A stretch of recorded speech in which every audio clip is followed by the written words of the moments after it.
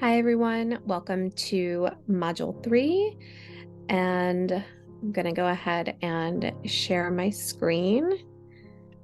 Let's get right to the module. And just to give a quick kind of transition from Module 2 to Module 3. So in Module 2, we were focusing on Baghdad as really kind of a location of the war efforts and, the bombing, like where the bombing is happening and kind of results of that. And so the Pride of Baghdad, right, was an example of consequences of the bombings, the aerial campaign bombing of Baghdad. And June Jordan talks about as well, not the 2003 Iraq War, but the first Gulf War, and the site of Baghdad as a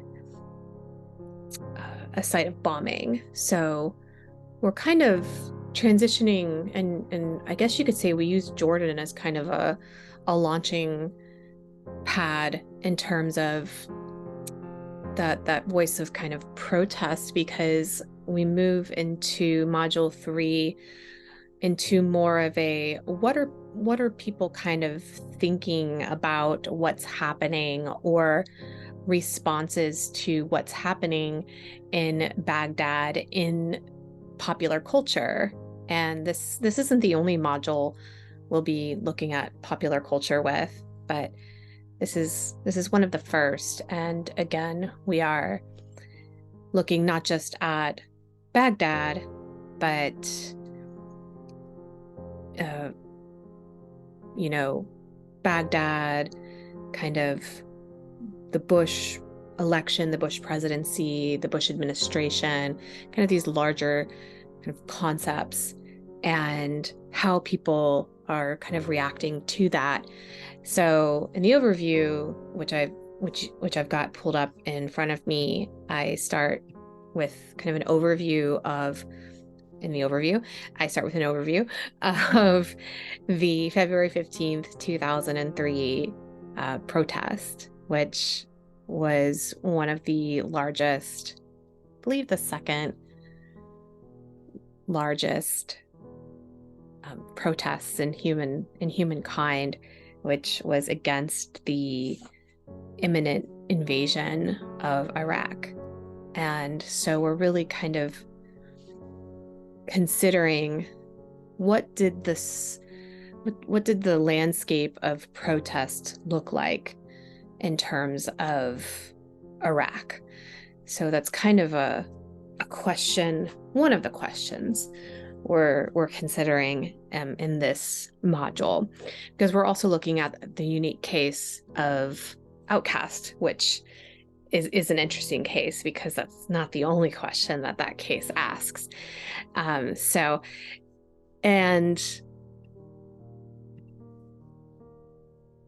Okay, so this week is interesting in terms of sources, because there's no hard copy required sources. Everything is either you're watching something, you're watching a music video, or reading something online. But yeah, everything is watching or listening or reading lyrics or reading an online article that I've given you, but no hard copy required sources. So the readings and resources that are provided here are optional for you. So I've given you a little bit of information about kind of a different narrative that is from a recent a political event in Iraq in the last year. So they went almost, in 2022, Iraq went about a year without any government. And as it's reported in kind of the Southeast Asia and Middle East news, they talk about it in terms of really stemming from the US invasion of Iraq. And so that's a really interesting narrative to think about. And when I first kind of came across this, I was like, oh wow, first of all, I had no idea that this was even happening in 2022. And then I realized, why is this not being reported in the United States? And I was looking to see who was reporting and who was talking about this in the United States. And I think I found one outlet that was reporting on it. And I think it was Reuters, if I remember correctly. So in terms of not only reporting of the news, but who's reporting it and what that narrative looks like, those are all questions that I found to be really interesting. So I have this here for you if you're interested in looking at it. I also provide, if you're aware of Childish Gambino and his song and video, This Is America, you may also be aware that that inspired dozens and dozens of countries to create their own video and song to talk about their own country in ways that are unique to their specific country. And I've watched dozens of these videos, and they're all very, very interesting in their own ways. And INZ, who is a Dubai rapper, or at least he's living in Dubai, is his parents are from Iraq and lived through the 2003 Iraq War, and created his video specifically to try to kind of, it works kind of the same way that we talk about oral poetry, that it works to try to keep the story of it alive, or to try to educate other people about what happened.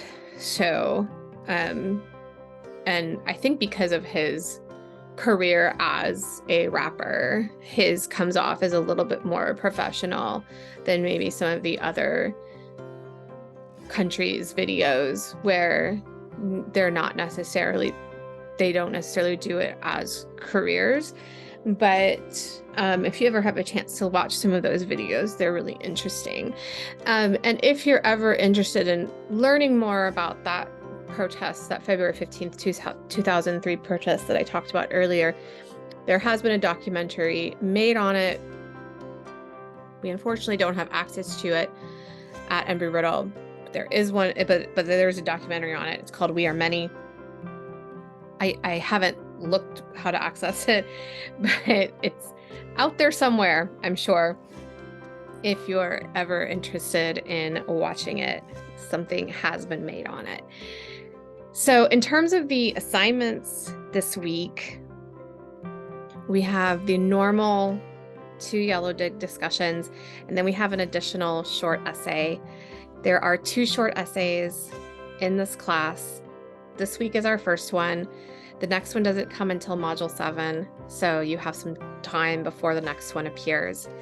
So we're talking about the unique case of Outkast's Bombs Over Baghdad, or B.O.B., and as being both an anthem and a protest song.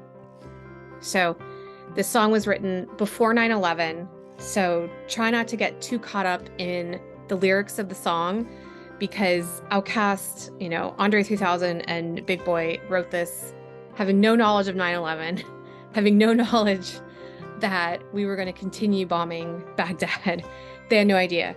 So they were obviously not writing this knowing that these things were going to happen. So obviously it was not written with that particular thing in mind. But this is a very unique case because they wrote this out of almost at the, I think it's just the timing of it was perfect, and they just chose that perfect kind of chorus, Bombs Over Baghdad, and the way they wrote the song and the particular beat and everything, just it worked well to the point that it became what it became at the time. which was both this pro-war anthem and protest song as well. It became both things, and which makes it a really unique case. So this is so you have this here, and I've given you some multiple sources that talk about the song, in a variety of ways to give you some additional context for it. And then this is a single prompt question for you. The other discussion, or yellow dig discussion, is a poem. The poem here from this journal, Blue Streak, a journal of military poetry, is not a journal that publishes like top tier poets. So this is like a journal that publishes that not that veterans can't be top tier poets, but it publishes strictly veterans or combat veterans, or people who have seen war. And so it's meant to be a space where people who have experienced those things have a space to publish their work, which I think is really important, to get those experiences out there, not just for them to be able to share their work, but also for people to be able to read about those experiences, for those experiences to be shared. So I've studied a lot of war poetry, for example. War poetry is a subgenre in poetry, and it goes back to Anglo-Saxon period. We're talking like 6th century. It's very old, and it's very prominent. So it has a long history. So Jonathan Tennis by no means is like a famous poet or has a chapbook, like a book of poems that he's come out with. So he's not anybody famous, is I think what I want to say. But he was in Iraq, and he has military experiences to share from that time. And so for whatever reasons, maybe this was he decided to contribute his work to this journal, and was and shared his experience, and so that's what the purpose of it. I actually spoke with the editor of this journal because I was actually looking for some date information on when it was published, the 2018, and he was very excited that, oh wow, you're actually using this poem in a class. That's great. And I was like, yeah, I think I think that you're giving a space for veterans to publish. I think that's a great thing. So but anyways, Tennis very clearly uses Outcast. So anyways, what I'm saying is you'll probably notice a difference between Jonathan Tennis and June Jordan. So you can see the difference between like somebody who's clearly like a poet, and then somebody who maybe is not a poet, but somebody who's trying. That sounds really mean to say, but I feel terrible for saying that. I'm not a nice person sometimes, but it has its merits. Absolutely, it has its merits. But he uses Outcasts, which is why I chose this poem, and not just Outcasts, but he uses it in the context of the Iraq War. So it works really well when looking at the case of Outcast and thinking about experiences of, and particularly he names it theme song for a war. So he's thinking about theme song for a war, and music is, as we'll continue to see later in the course, quite important, plays quite an important role. So that's that discussion. And the protest music essay is looking specifically at, you choose one of the, I've given you 6 protest songs from the time period of 1996 to 2004. And you can choose any one of those and you analyze that one song. And now the short essay is not very long. It's only 500 words, so it's not exceptionally long. And don't think of it as like a 5-paragraph essay. Please don't submit that. You really want to focus on an argumentative thesis statement, which I talk about in the analysis section here. Really have like 1 or 2 body paragraphs, brief conclusion. It's mostly analysis.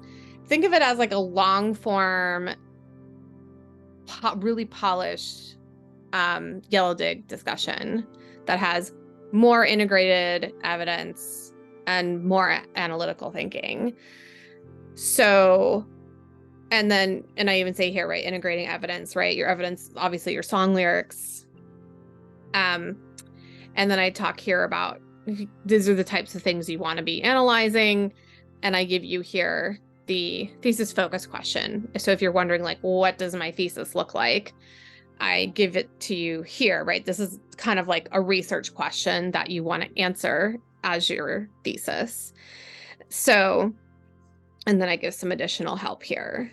So that is the short essay for this week.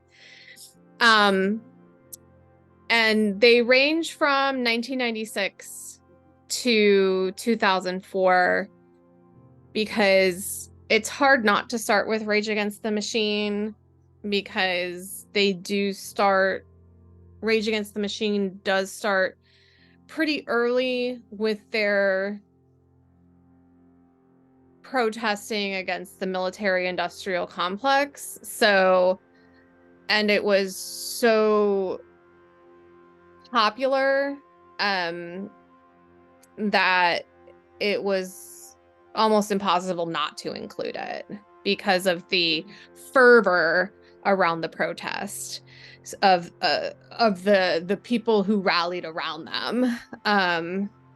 Not to use their lyrics, which I kind of am co-opting their lyrics, which I don't mean to do that here, but because I've watched all of these 6 videos enough time to know all of the lyrics to all of these songs now. But it's hard not to include some of the songs that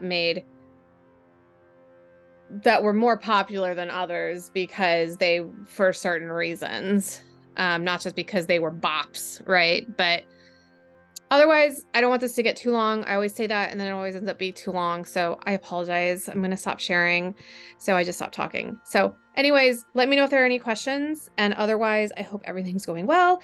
And don't hesitate to reach out. All right. You guys have a wonderful week. All right. Bye.